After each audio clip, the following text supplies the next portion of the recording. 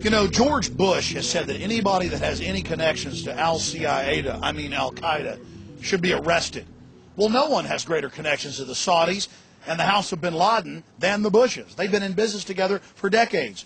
George Bush actually started his first oil company way back in 1976 with a member of the bin Laden family and with their funds. My friends, the government had complete and total prior knowledge of the horrible events that happened here. And at the bare minimum, they allowed this tragedy to take place as a pretext to scare the population into total abject fear and then submission. In his film Fahrenheit 9/11, Michael Moore doesn't even talk about things that MSNBC and the Associated Press have reported on. That Osama bin Laden's code name in the CIA was Tim Osman. That he was a CIA asset trained in the 1970s and used against the Russians in the 1980s in Afghanistan. Then, of course, he helped against the Serbs in the late 1990s. Over and over again, Osama bin Laden has been used as a tool of the U.S. government and its interests. Anytime they need to create a crisis anywhere on the planet, bin Laden comes to their rescue as the fire starter they need to create the crisis so they can offer their solution. Or why didn't you talk about the huge 9/11 truth movement that sprung up right after 9/11, made up of hundreds of the victims' families of September 11th, alleging government involvement in the attacks? Why didn't the film talk about the official U.S. government plan to carry out terror attacks in America and blame it on foreign enemies? Operation Northwoods. It even called for hijacking jets by remote control and crashing them, bombing D.C., committing sniper attacks. No, Michael Moore didn't discuss this. Something ABC News and the Baltimore Sun were willing to do, Michael Moore wouldn't get near. In the 3 days after September 11, 2001, over 160 members of Osama bin Laden's family were flown out of the country to Saudi Arabia. This at a time when all commercial and private air traffic was grounded by the Pentagon. But that wasn't the only airlift. Seymour Hersh first broke the story at the New Yorker magazine about the airlift of evil. It was then picked up by major publications, but, well, forgotten into the memory hole. At the end of the 3-week-long Afghan war in Afghanistan, 8,000 Taliban and Al-Qaeda leaders were loaded on U.S. government C-130s and flown out to Pakistan to safety. It had been their job to stir up the phony crisis in Afghanistan and then give George W. the fake victory. You see, it was a staged war.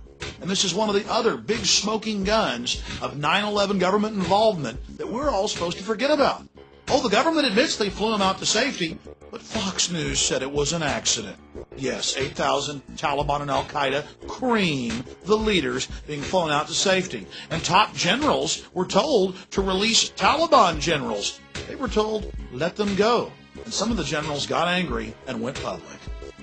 The FBI has gone public, as well as the CIA.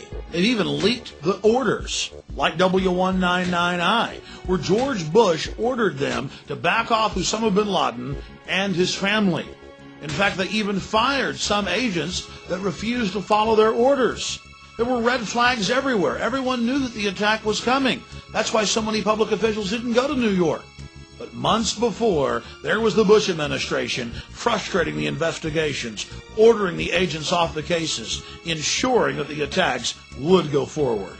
Then there were the media reports by respected institutions, backed up by hospital officials at the American hospital in Dubai, of Osama bin Laden meeting with the CIA Middle East section chief for 10 days in July of 2001, months before September 11th. The question is, what was the CIA doing meeting with Osama bin Laden? Getting their story straight? Not just the campaign cash for George W. and Brother Jeb.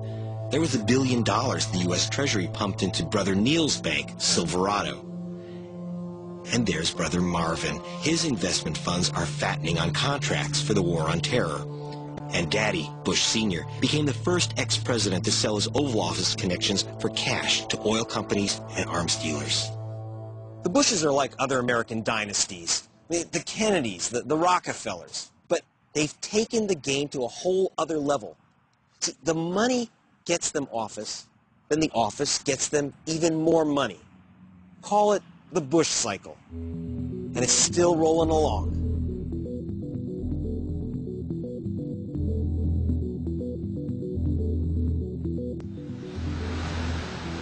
I went to speak to a man who'd witnessed the Bush family's uncanny ability to turn government service into cash.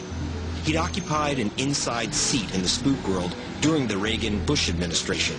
Former National Security Agent Wayne Madsen. It's the nature of the Bush families, particularly Bush Sr., to use contacts made from government service, head of the CIA, vice president, president of the United States, to basically call in favors later on. Bush Sr. and other former intelligence and political honchos have joined the private Carlyle Group, whose main work is selling arms to the U.S. government and a few dictatorships. Carlyle uses Senior Bush to make entrees to various government offices around the world, to presidents and prime ministers and kings, sheikhs, emirs, sultans, what have you. But what Bush Sr. gets in return is he's part of these lucrative contracts, and he uses his connections to funnel the money into the Bush family coffers, which finds its way into the Bush campaign machine.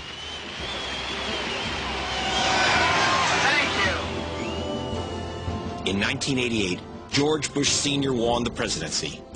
At this time, a contract was awarded by the government of Bahrain to drill for oil in the Persian Gulf. Surprisingly, it went to a small-time Texas oil driller, Harken Energy, who had little experience in the field. I asked investigative reporter Pete Bruton, then with the Houston Chronicle, how this happened. Harken Oil in Texas gets an offshore contract to drill in the Persian Gulf. It was a big mystery to everyone. All the analysts, everybody said, how did this happen? Nobody understood why it happened. Why didn't Amoco, why didn't Texaco, Mobil, Exxon, BP, why didn't they get the contract? They had the capital. Harken didn't have any capital. And I found out it was because George W. Bush, the president's son, and our future president, was on the board of directors. This document is marked secret and WF, which means it walked its way out of the Washington Bureau of the FBI. It indicates that before the attack of September 11th, agents had wanted to question two members of a very powerful family for their connections to a suspected terrorist organization, Omar and Abdullah bin Laden. But the agents weren't allowed to. Now, what makes this family so special that they're protected from investigation? To find out what lay behind the Bush administration's reluctance to look into the bin Laden family, I went back to speak to our fighter pilot, Bill White. He went into business with a mysterious figure, James R. Bath, who managed the U.S. funds of a powerful Saudi family. I met many times with Salman bin Laden, Osama bin Laden's older brother, both in business settings and in social settings. We had parties there where a lot of the dignitaries and big business bigwigs would party with the Arabs, so it was like La La Land. These guys drove around in limousines with suitcases full of cash. It was just amazing. And those suitcases full of cash found their way from bin Laden to a man named James R. Bath. Bath actually presented me with a copy of a trust agreement, a one-page trust agreement that was signed in 1976 that appointed him as sole and exclusive representative for the Saudi bin Laden family in the United States of America in all their business ventures. And that bin Laden money allowed Bath to invest in another flyboy, our future president. Oh, that's right, George Bush Jr. and our Busto. That's correct. Do you know about that? Well, I know about it because Jim and I had to provide our personal financials to our lenders, and so I looked at his personal financial, and they're, plain as day. It said, our Busto 79, $25,000, our Busto 80, $25,000.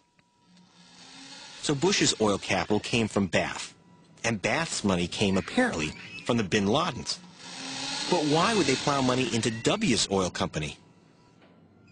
The money that Bath put into our Busto was nothing but an extension of this quid pro quo relationship between the Saudi royal family and the Bushes.